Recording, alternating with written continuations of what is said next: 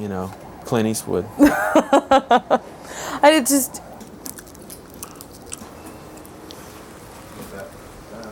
I'm sort of Pavlovian trained. You really have to say that to me so I can go. Okay. Jimmy, it seems like most of the great architects of rock and roll, i.e. Carl Perkins and Jerry Lee and Elvis, were from the South. Why do you think that is? Oh, the South has brought out the best in a lot of players, I think. I think growing up in the South, it's a relaxed atmosphere. You're a product of your environment, really. People say it's laid back, but I mean it's relaxed. And I think a relaxed environment like that helps people create. The influences in the South are, you know, contribute to the great music that has come out of the South. Gospel music, blues, all these really black influenced styles of music help create what came out of the South. And that's about it, really. I've been hearing and talking to people over the past few days about Southern music. I've been hearing a lot about emotionalism and it being music of emotion more so than trained musicians. Why do you think that is? Are Southerners more inherently emotional than Northerners, do you think? I think Southerners are more open with their emotions. They're more out front. They're just more trusting, I guess, you know. They have less to be distrustful about, maybe. You hear a lot about Southern hospitality. I'm sure there's forms of Northern and Western English hospitality too, but the South has been known for it. You can say we were brought up that way, you know. Our parents and their parents before them taught to be nice and be a gentleman or be a lady, you know. And I think that's, you know. When you were growing up, learning to be a gentleman, what sort of music were you listening to? The first music that I mean, gosh. Well, I grew up in the 50s in the South. I heard a lot of rhythm and blues. But really the first music that I can remember was rockabilly, as far as radio and pop music. And my dad was into, you know, rock and roll and rockabilly. And he loved Elvis and Jerry Lee and Carl Perkins and those greats. And then I started listening to other people like Little Richard and then on into some R&B things too. But I listened to a lot of church music because my family was brought up Southern Baptist. My mother's side, you know, was heavy into church music and singing in church, and she brought that into the family and influenced us a lot. Got all the kids into singing in the church choir and singing around the piano at home, and then on into school plays, and we did operettas in high school, in grammar school. And that's basically it. Are you coming out? The door just makes a lot of noise.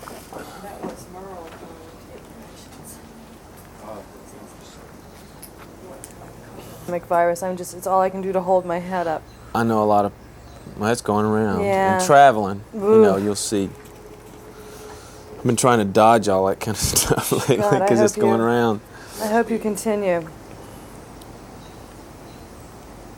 Jimmy, where exactly did you grow up?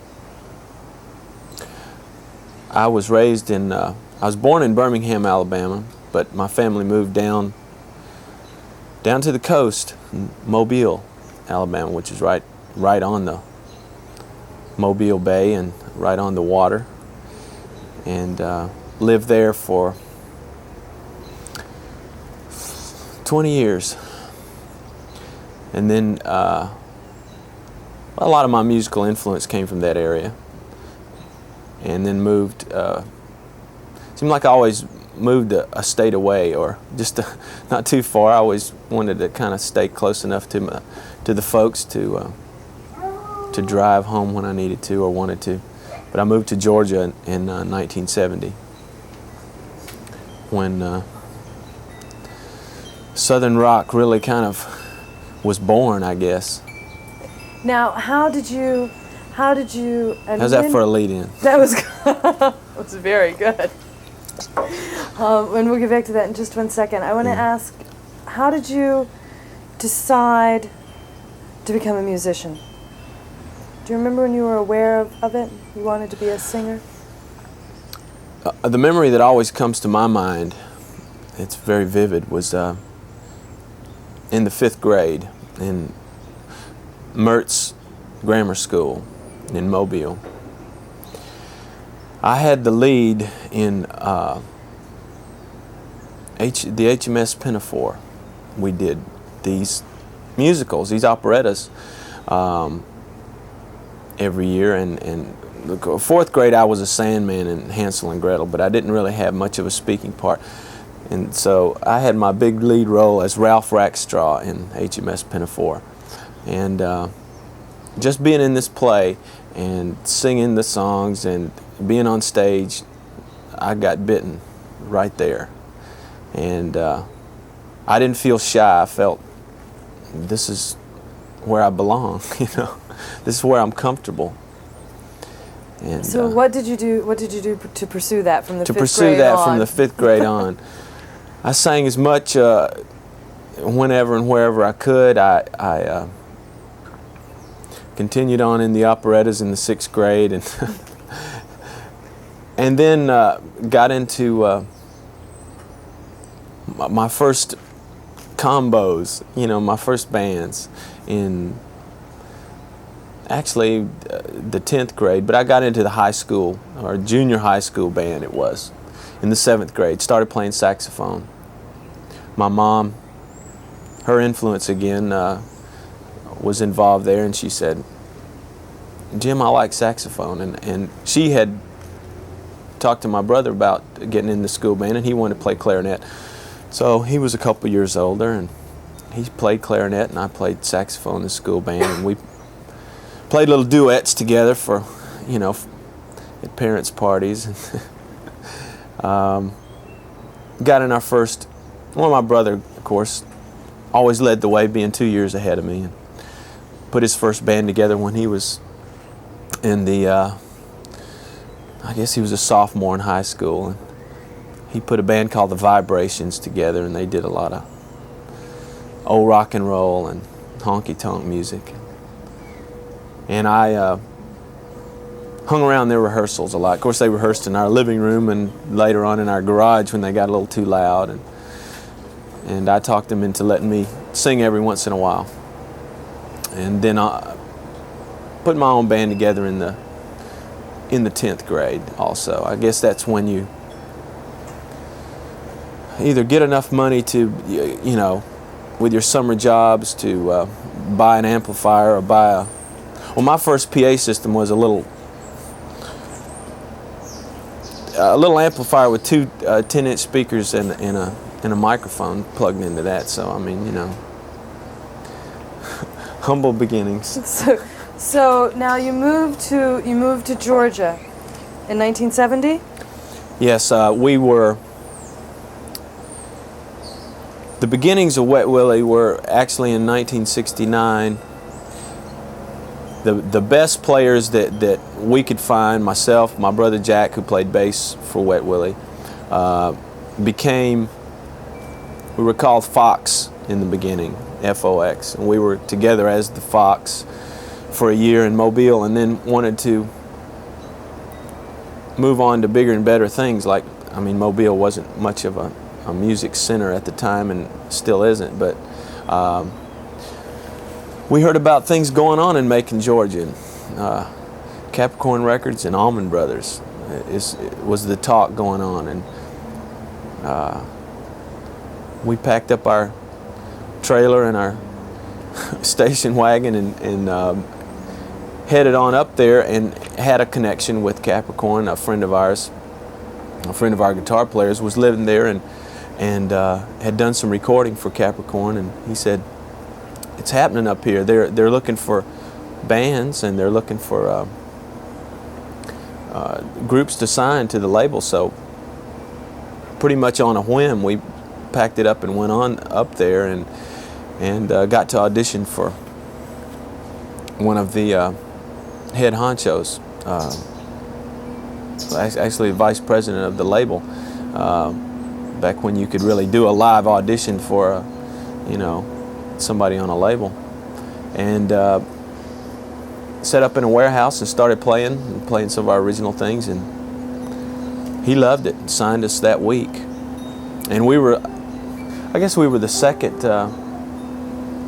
white rock and roll group signed to Capricorn, or after the Allman Brothers. I read a note that's... Wind sound. Is the wind okay? Not hearing much wind at all. It's good. Maybe I'm blocking it somehow. Stand by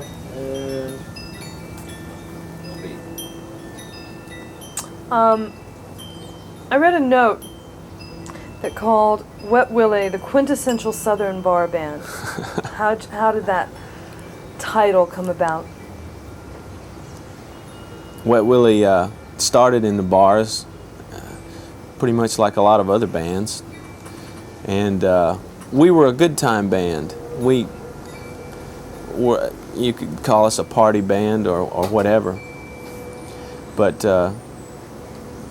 it seemed like what we did worked in arenas. It worked in Madison Square Garden or the Spectrum, but it worked best in a smaller place, a more intimate setting, like a nightclub or your Bottom Line or the Exit Inn here in Nashville. I always like to be able to get a little closer to an audience than 20 feet, where I could see everybody and I could sweat on them a little bit. And we did a lot of work in the bars, and I think that feeling even projected on the albums and the concerts. It's come on and participate with us. How would you describe the type of music that you were making with Wet Willie? Wet Willie, from the beginning, had roots heavily into rhythm and blues, and with a good dose of rock and roll thrown in. We call it rock and soul music, and later on, other groups kind of incorporated that phrase or that name in some of their stuff, but we pretty much started what I call rock and soul, and it's something that I think actually somebody like Otis Redding really was doing when he was popular. Because he revved up that R&B to, as hard as any rock and roll band ever did. But I think we were set apart a little bit from the quintessential Southern rock band, because we did more R&B and pop R&B. We kind of evolved into doing pop songs, and less influence or less emphasis on guitar solos and extended jams and things, and more on the song itself. What were the major components of the quintessential Southern rock band, do you think? Oh, there were a lot of, I guess, a lot of components in the basic Southern rock sound or Southern rock feel in music. There was always emphasis on, especially, well, with a group like the Allman Brothers, who pioneered twin guitar work. There was always emphasis on guitars and the guitar solo in a song, the jam, you know, the improvisation with guitars.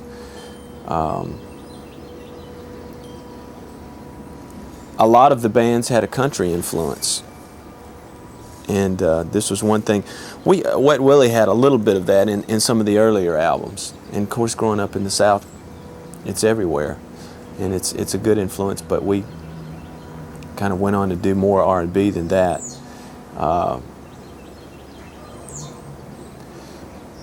Positive songs that had a good positive message, I think were part of what Southern rock was all about.